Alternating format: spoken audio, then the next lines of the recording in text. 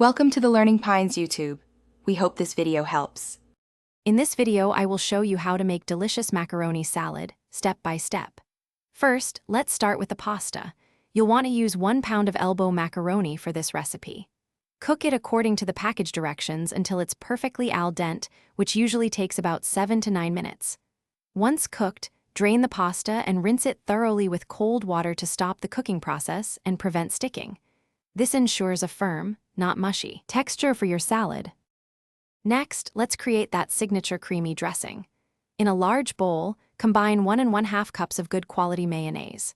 Whisk in 2 tablespoons of white vinegar and 1 tablespoon of granulated sugar until smooth.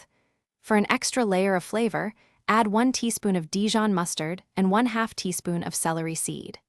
Finally, season the dressing with 1/2 teaspoon of salt and 1/4 teaspoon of black pepper, mixing well.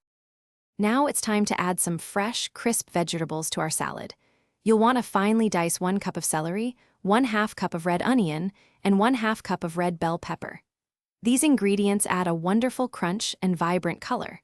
Once your vegetables are prepped, add them directly to the bowl with your cooled, rinsed macaroni.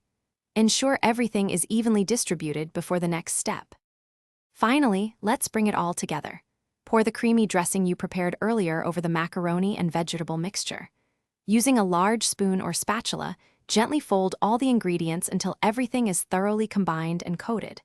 Cover the bowl and refrigerate the macaroni salad for at least 2 hours, or even better, overnight. This chilling time allows the flavors to meld beautifully. Before serving, give it a taste and adjust seasonings if needed. Enjoy your homemade macaroni salad. Thanks for watching. Consider subscribing if we helped you.